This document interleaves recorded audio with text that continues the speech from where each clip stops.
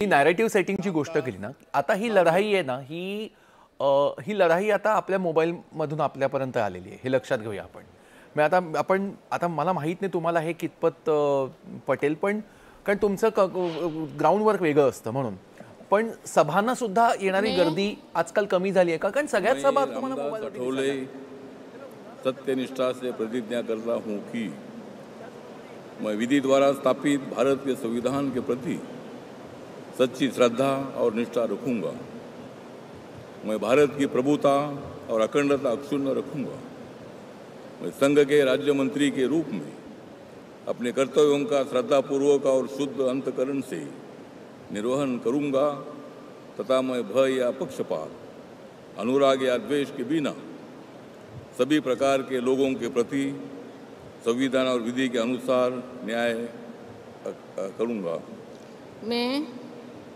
मैं रामदास आठवले सत्यनिष्ठा से प्रतिज्ञा करता हूं कि जो विषय संघ के राज्य मंत्री के रूप में मेरे विचार के लिए लाया जाएगा अथवा मुझे ज्ञात होगा, उसे किसी व्यक्ति या व्यक्तियों को सबके सिवाय अब की ऐसे राज्य मंत्री के रूप में अपने कर्तव्यों के सम्यक निर्वहन के लिए ऐसा करना अपेक्षित हो, मैं प्रत्यक्ष अथवा अप्रत्यक्ष रूप से संसूचित या प्रकट नहीं करूंगा।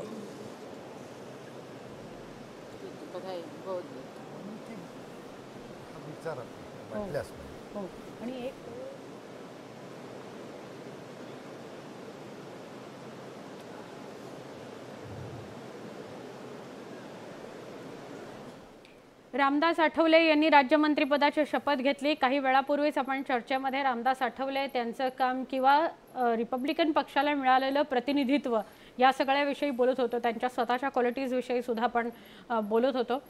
पुन्हा एकदा चर्चेकडे वळूया। संजय केतकर सर आणि ॲडव्होकेट सौरभ गणपती आपल्या सोबत आहेत आणि त्यांच्याशी आपण संवाद साधतो आहोत। संजय सर, चर्चेमध्ये तो एक विषय मागे पडला की भाजप किंवा महाराष्ट्रातली शिवसेना सातत्याने असं म्हणते की जरी आम्हाला संख्या खासदारांची कमी निवडून आलेली असली तरी वोट शेअर आमचं वाढलेलं आहे। खरंच असं झालंय का आणि क्वालिटी ऑफ वोट्स याच्याविषयी विचार करायची वेळ आली? वोट शेअर आणि क्वालिटी ऑफ वोट्स असं काही नसतं। क्वालिटी ही टोटल कॅम्पेनच्या संदर्भामध्ये क्वालिटी वोट्स वगैरे असं काही नसतं।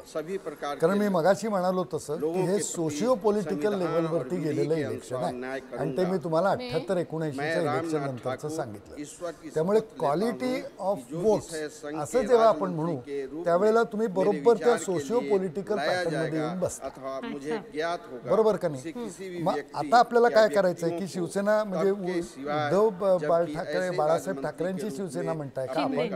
हा, ते काय म्हणाले की आमचं वोट शेअर वाढलेलं आहे, वोटिंग पर्सेंटेज आमचं वाढलेलं आहे। आता वोटिंग पर्सेंटेज जर वाढलेलं असेल तर ते कुणाच्या कमी झालंय आणि माझं वाढलंय याच्यावरती विचार करायला पाहिजे का नाही? ते भाजपमधलं वाढून जर त्यांच्या बाजूला गेलं तर त्याच्यावर मॅटर ऑफ कन्सर्न आहे। पण उद्धव बाळासाहेब ठाकरे किंवा काय ते दुसरा राष्ट्रवादी काँग्रेस तिकडच्या यांच्यात जर आलेलं असेल तर देयर इज नथिंग टू वरी।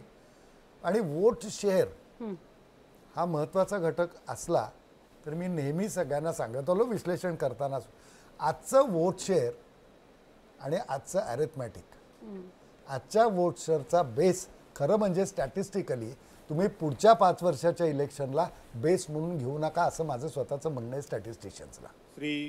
तो वोट शेअर दॅट 1 5 year